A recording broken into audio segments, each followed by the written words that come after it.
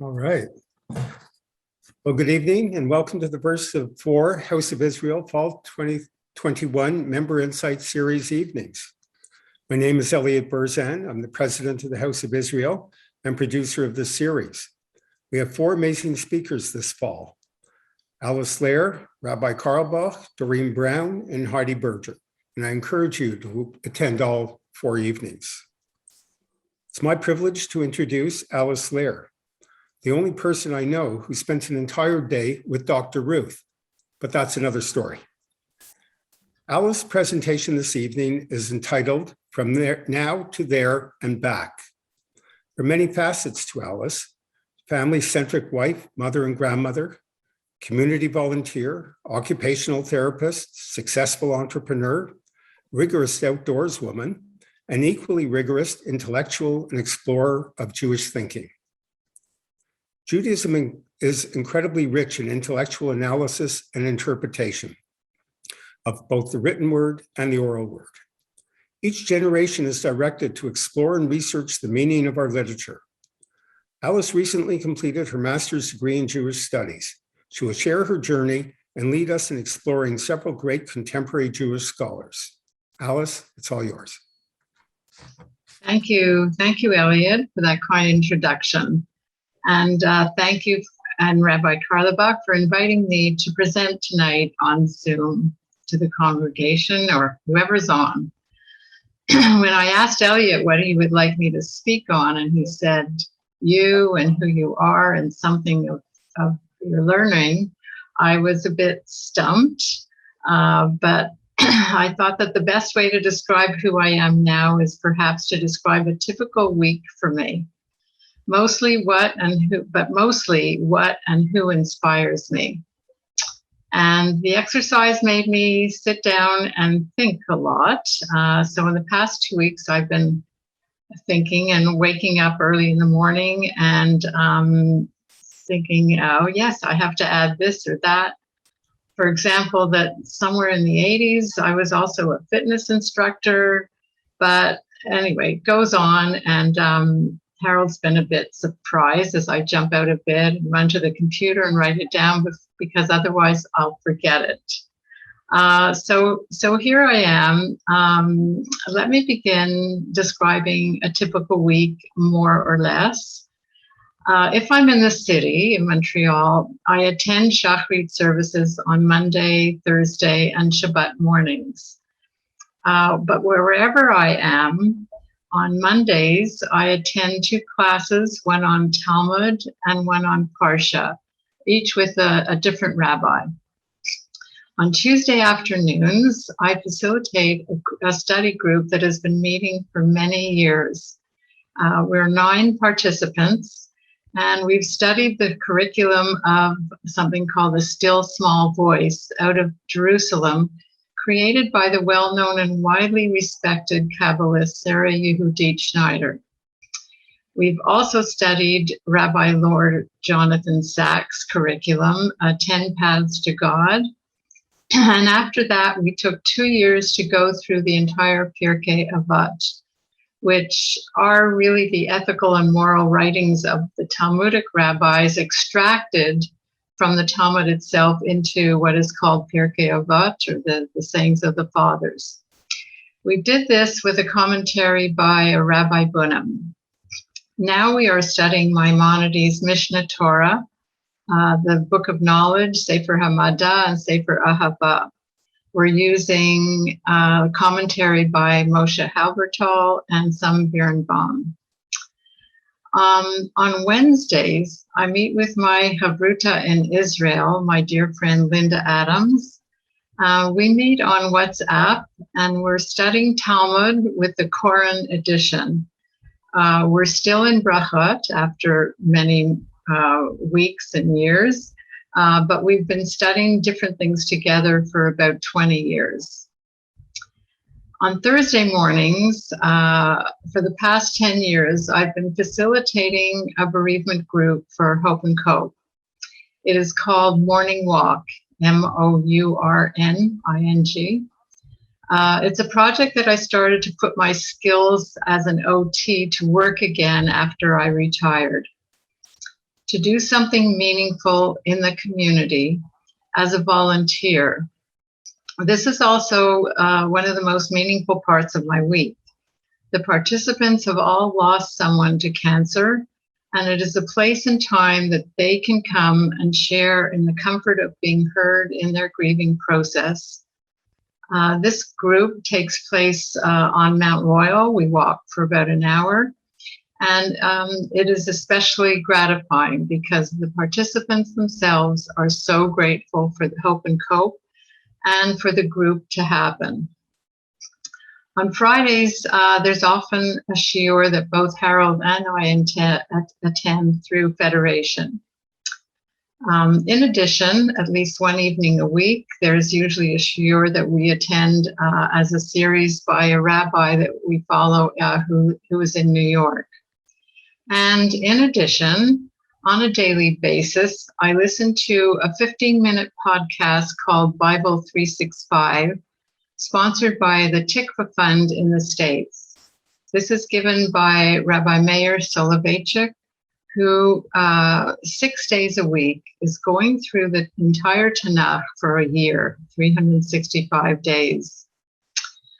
Somewhere in between, I have time for family and good friends that I am blessed to have, and some physical activity or sport outdoors. Let me add that some of the classes that I attend are also with Harold, who loves to learn as well. We often are on Zoom together, and before the pandemic, attended shiurim together. But wait, I also write a blog on a regular basis, and I'm in the midst of pondering a new book. And I did learn to play bridge and play at times. I find that to be a good challenge. So this is where I've been in general for the last 20 to 30 odd years, with lots of travel and trips to Israel in between. I've been to Israel almost 30 times, a lot to see family. But in the latest years, I wanted to go more as to do something more meaningful than just as a visitor. So I was a madrika on the March of Living. I led a dragon boat team fundraiser for JNF. I volunteered in the Army with SAR-L. I volunteered at Hadassah Hospital in their OT department. And I went biking for Beit Halochem. And then I co-chaired a bus on the Federation mega mission in 2017. And when I'm there, I will always go to Matan, and with Matan is a learning center really for women. And I visit with my teacher, Sarah Yehudi Schneider, and I try and take some other courses. So that's sort of what I do, or what I've been doing. I grew up in a privileged community in Westmount. Went to high school with Elliot, although he was older than I, so he was one of the guys, who were in the older upper grades. But my home that I grew up in was very Zionist, observant at times, a bit on and off, but very steep in Jewish values. My mother came from an Orthodox family that was German, very Yekka, but my mother was born and brought up in Holland. She became less observant as time went by. But she with her father and sister were able to get on a boat to Montreal in June 1939, just in time. Her brothers were already here and had a lawyer sponsor them. My father's family was labor Zionist, completely non-observant, but intellectual and strongly Zionist. As an example of their Jewish life, they didn't feel that my father needed to have a bar mitzvah, but he begged to have a bar mitzvah, like all his Jewish friends were having. So his parents, my grandparents, who were Yiddishist and intellectual, obliged his demand and said, okay, if you're going to have a bar mitzvah, it will be at the Jewish orphanage on Claremont Avenue. And after, we'll have a celebration for all the boys who live there. And so it was, and a reflection of the values of Hesed and Tzedakah that were very strong in my father's home. Although I did many things in my youth, including living in southern France and studying there for a year, and my daily activities in my youth seemed very far from my Judaism, I believe that I always have been hardwired to a relationship with God and certainly to my Jewish heritage. I felt the force of God's presence in my life at all times. I had attended Hebrew afternoon school at Shar Shemayim when I was very young, but my inner connection led me to start studying Torah seriously when I was about 40. Always in search of meaning and purpose of life, I went to shul on a Shabbat at the Shar Shemayim one morning, and on the seat was the synagogue's leaflet on their activities. But on the back cover was an interpretation of that week's Parsha and its relevance today. This inspired me. At that time, I had my aha moment. Then one of many, and understood that life's meaning, life's questions, and many answers were perhaps in the Torah. Subsequently, I asked the then Rabbi Shushat if he would start a lunch and learn to go through the Torah from beginning to end. Well, he almost jumped out of his seat in joy, as if he had been waiting for someone to ask. And so began the first of many classes I took all over the city. I went to New York and Israel. I took classes, always probing the deeper and deeper layers of meaning in Torah through the sages, the commentary, and rabbinic literature. The lives of the many Jewish heroines that I was studying was so inspiring to me that I needed to share them. And this led me to write the book, If We Could Hear Them Now, which brings to life the lives of 15 Jewish heroines, some known, some lesser known, to the general public. My purpose was to bring their lives into modern focus for the reader. It was published in 2009. At this point in my learning, I understood how little I knew, and I wanted to broaden my knowledge by getting my master's in Jewish studies. Let me add, as an aside, somewhere amidst my journey through Tanakh, I had the unique experience of being part of a major Hollywood production.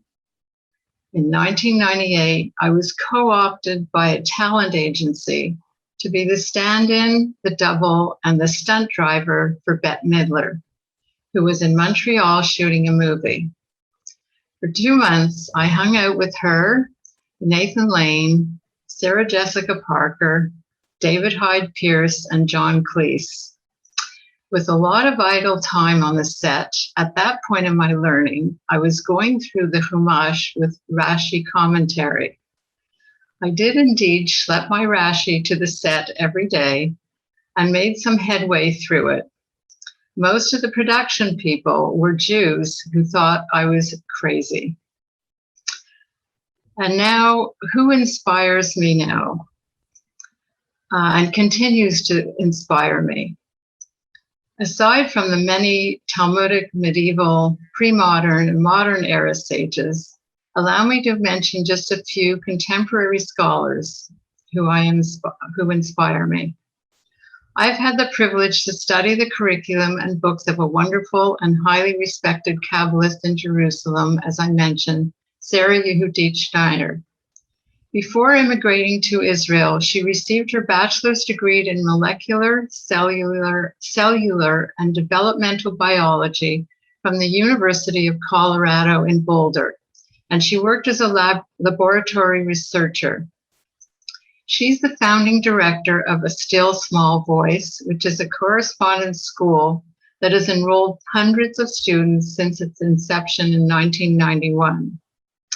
The school provides weekly teachings in classic Jewish wisdom to subscribers around the world.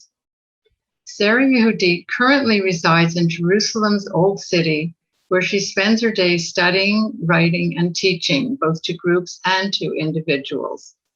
To visit her there is a special moment for me whenever I am in Israel.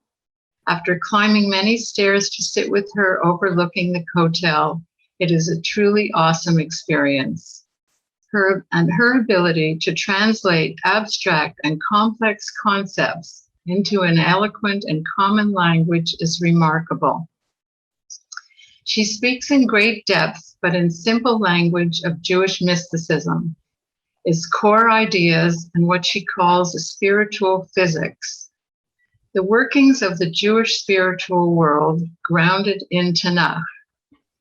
The 4 sections of her course are prayer and destiny, enlightened body, synchrony, and time trekking. Fascinating stuff. If I were to seize upon one principle she has taught me, it's that in seeking the truth of matter, the truth often lies somewhere in a paradox. And we must be willing to accept that in seeking truth, that truth may lie where we may not always want it to, but to learn and seek is a fundamental purpose of life. One of her books, titled You Are What You Hate, is life-changing. When in Israel, I never miss an opportunity to attend one of her learning groups and to meet with her privately. Her wisdom and understanding is remarkable. I've also been inspired and have had the privilege to read and study with Aviva Zorenberg. Aviva Zorenberg was born in 1944 in London, England, grew up in Glasgow, Scotland, and made Aliyah in 1969. She holds a PhD in English literature from Cambridge and taught English literature at Hebrew University and then started teaching Bible. She has published 4 books of her biblical commentary and is world-renowned for the way in which she weaves biblical, midrashic, and literary sources with her own discovery of the ways in which life and text inform each other. Her commentary is replete with literary, I quote, literary and philosophical resonances emerging from the text. In Israel, one can attend her classes at Matan, which is that Women's Learning Center in Jerusalem, where she teaches weekly. Since this week's Parsha is Hayei Sarah, I share how Zorenberg works on the notion introduced and alluded to by Rashi, that Sarah is the true victim of the Akedah. Her death is the Akedah's unexplicated and inexplicable cost. Zorenberg writes that Sarah dies of the truth, and that a hair's breadth separates death from life. In her work, she quotes Sartre, Blake, Ricoeur, and others, bringing us on a journey of Sarah's vertigo, knowing that Isaac was so close to death. A rabbi and scholar who I have been, another scholar who I have been inspired by is Naham Olivowitz. Professor Leibowitz was a noted Bible scholar, Israel Prize winner, and a much-loved teacher of Torah to, quote, thousands of students in Israel and abroad. She was a Dr. Ruth type, lahavdil, but if I may make an analogy, she was a small but very forceful woman. She lived in Israel to the age of 92. Born in Latvia, she was educated in Berlin and Marburg universities and made Aliyah in 1925. She gained popularity with her gilionot, her sheets, on the weekly portion, which were mailed to students all over the world. These sheets contain questions of the Parsha to which students answered. This was before Google and all our technological advances. She personally would respond to each person's answers as they mailed them back. She also lectured at the university level and spoke on the radio in Israel. And her most popular books that are widely studied and are full commentary on the Torah. In these books, she chooses key phrases or ideas of each parsha, and for each one, she brings in rabbinic midrash and intersperses them with her own insightful interpretations and explanations, ending each topic with questions for further study. So for this week's parsha in Hayei Sarah, she chooses different themes from Zorenberg. For example, she chose these ideas to ponder. Abraham seeks and must pay for a burial place for Sarah. In this narrative of the parsha, she asks, the cave of Machpelah, a stepping stone to the land of promise or a trial that Abraham overcame? And another scene of the parsha, when Eliezer goes out to seek a wife for Isaac, he meets Rebekah at the well, who says, I'll water your camels too. Leibowitz ponders, is Eliezer's method of choosing Rebekah fortune-telling or character test? And she goes through midrash that stresses Rebekah's unselfishness. Another scholar who had a great impact on me is Rabbi Joseph Soloveitchik, the late leader of American Jewry. His book, The Lonely Man of Faith, was published in 1965 and is an iconic treatise on the nature of the believing person, based on two different biblical narratives of the creation of Adam. He describes Adam 1 and Adam 2. His thesis is that in Genesis chapter 1, Adam 1 is created in the image of God, male, female, whose purpose is, quote, to be fruitful, multiply, fill the earth and the land, and subdue it, rule over the fish, the bird, and every living thing. This Adam number 1 has no loneliness. Male, female, master, control, and creative. He feels majestic like God and has dignity. He expects success, engages in adventure. This is enough for Adam 1, kind of reminding us of a type A personality. In Genesis chapter 2, however, mankind is created from the dust of the ground, whose soul is animated by the breath of God, and then separates into male and into female. This is Adam 2, always aware of the dust from which he came, and who has to cultivate the garden, but keep it and serve what's there. He's alone, but is introduced to his mate by God. And so male, female, and God are partners. Adam 2 is our spiritual part. Adam 2 has faith, but he can be lonely. But however lonely he may be, the person with faith strongly feels linked with the generations that came before him, which is, as Soloveitchik says, quote, leads to an awesome awareness of responsibility to a great past and to a future, end of quote. Faith to him seems to emerge as a means of survival as a Jew. As every Jew is a link in the chain of Jewish history, Soloveitchik begs us to ponder what part of us is majestic, like Adam 1, and what part of us is Adam 2, humble, but of faith, linked to our core values. Hopefully we are of both. Rabbi Meir Soloveitchik is Joseph Soloveitchik's great nephew and is my current daily inspiration. He was born in 1977.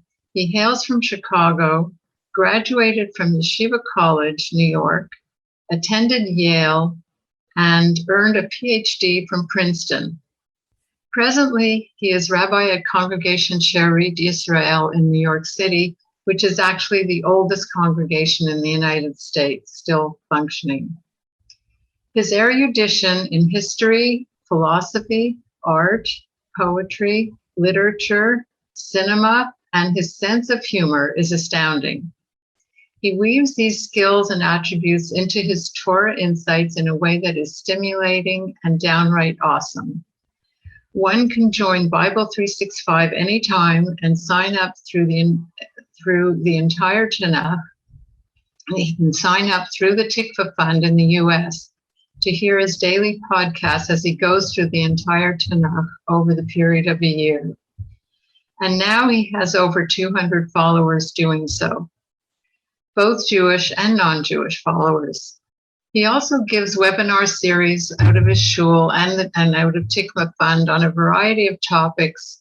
For example, the Tanakh expressed in art, and now a 7-part series, pre-Hanukkah lecture series. I have also had the privilege of learning with and studying and learning with and from Rabbi Karlebach and Honey. And I have been quite inspired by my friend Rabbi Adina Lewittis, and she guided me to Hebrew College in Boston, where I got my master's. And of course, who doesn't learn from the late Rabbi Lord Jonathan Sacks?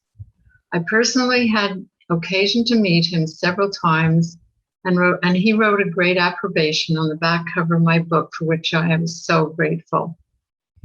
The first yahrzeit of Rabbi Sacks just took place 2 days ago, this past Monday, October 25th. He was a great sage of our time. He was a brilliant jewel, a diamond in the crown of Judaism. In his brilliance and the many facets of his intellect, he caught the light of our heritage and reflected that light onto us, the light of our most precious sages and core values. And he made them accessible to all and easy to understand by all. In one facet, Rabbi Sacks was intricately connected to Jewish mystical notions as well, that we are all endowed with attributes, or the sefirot, that are divine. And what makes us each unique is how these attributes are evident in our personalities in differing combinations and permutations. Attributes such as hesed, gevura, strength, harmony, etc. What Rabbi Sacks does in the last of his 10 Paths to God series is to emphasize that as we grow as humans, we must use these attributes to better ourselves, our relationships, and our community. This becomes the primary purpose and responsibility of our lives. We are all responsible for tipping the balance of the world toward good, peace, and thus godliness. To emulate God is to live by living the Torah, the Tanakh, and even the gift of Jewish history. It is the purpose of life, and we have the freedom to do so. And anything short of this, he says, is to squander our God-given gifts. And so a life with purpose becomes a life with responsibility. Rabbi Sacks affirms that, quote, to be a Jew is to be asked to give, to contribute, to make a difference, to make the world a home for the divine presence, a place of justice, compassion, human dignity, and the sanctity of life. Precisely because we are so small as a people, every one of us counts. You need not numbers, but a sense of responsibility. Judaism is God's call to responsibility, end quote. Rabbi Sacks reminds us that this actually is at the core of our chosenness. And then there is the inspiration I feel on a daily basis from the gratitude I have when I see my children flourishing with their own Jewish homes, with Jewish values that they are passing on to their children. I'm truly inspired. And when I see friends, family, or any person on the street engage in acts of loving kindness and charity, I'm inspired. I feel that Torah is alive in them, even if they don't know it's Torah. You know, I've always been intrigued by the question, are we the same person we were in our youth? And of course, the answer is yes and no. It's this twofold answer and a paradox that I've come to accept is at the core of all learning, Jewish learning, and life and seeking truth. In fact, it was the hypothesis of my master's thesis that I finished in 2016. I titled it Cain, Guilty, but with explanations. The most common takeaway from the Cain and Abel story is, am I my brother's keeper? But I chose another aspect to write about, namely the nature and difference between envy and jealousy at the core of the story. And I chose to trace through the ages up to modern time how commentators understand Cain. Early commentators paint him as evil, but through the ages, he has also been given a lot of empathy for the context in which he found himself. And in modern time, he is a subject of poetry, novels, and song by those who identify with him as a spurned son. We just have to check out Bruce Springsteen's song, Adam Raised a Cain. In other words, throughout the ages, there are many nuances, even in the Cain and Abel narrative. There is never only black and white. In fact, Cain does not even meet with death as a punishment, as is common of others in Tanakh for such a deed as he did. And so this is what I find so fascinating about learning. By the way, the whole back to school experience in my late 60s was amazing. I may have been the only student to address the professors by their surnames, but my fellow students still engaged with me. In fact, when there were seminars and Google Hangouts where we had to share and discuss the topics we were studying, they seemed to appreciate my perspective. There is the invaluable contribution to learning that simple life experience gifts us with. 20 and 30-year-olds often would say, never thought of it that way. And I would say to myself, it's only because I've seen or heard or lived that. A certain wisdom we all have comes with life experience and is a gift of aging. It took me almost 5 years to get the master's degree. It was exciting, scary, and a lot of work. I wrote papers on trains, planes, and attended required classes on campus in Boston and on Google, there was no Zoom yet, on 4 different continents. Always determined not to fail. Actually, I found myself more driven to get a good mark than 60 years ago. So not the same girl. Am I the same person as I was as a young girl? Yes and no. No, my Jewish literacy was weak then. My attention to Jewish practice was very little. My weeks then were very different, but I was acquiring a profession at university. I was involved in sports, working as an OT, and raising a family. And yet, yes, I am the same person. Family and good friends are dear to me. Sports and the outdoors are very important to my well-being still. And yes, my attachment to the divine was there and is now with greater attention to what makes me Jewish. It is and has grown stronger than ever and has grown me from awe to a greater ahavat Torah of Hashem. Thank you. Well, good evening to everyone. Do you hear me? We do. Good. It's wonderful to be here.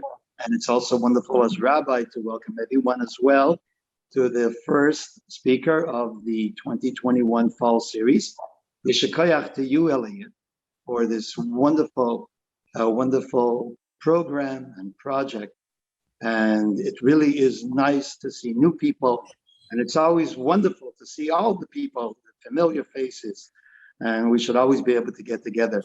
Alice, I want to give you a very big yeshikoyach. For many, many years, we go back. There are a lot of members and a lot of friends and a lot of people who we got to know, but it sometimes is very relative in years. But Alice and Harold, we go back far, many, many years. And I've always appreciated, Alice, your ability, first of all, of involvement, your commitment as in family, your commitment in community, and also your commitment in your own personal growth. And I think that's a very important word to use. It always struck me as a person who has this tremendous desire to see growth in life. And obviously you propelled yourself so well in this area. And I do see one real single important theme to everything that you mentioned. And that is the Torah describes someone who is a learned person with the word Talmid Chacham. Many of us heard that before. A Talmid Chacham. What does that mean, a Talmid Chacham? Just say Chacham. What's Talmid Chacham? If a person is learned, call him a Chacham, a smart person. Why Talmid Chacham?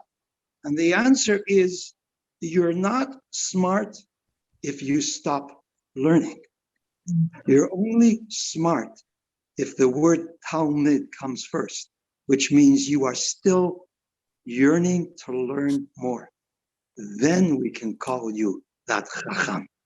You see, and there's something so inspiring tonight from you, Alice.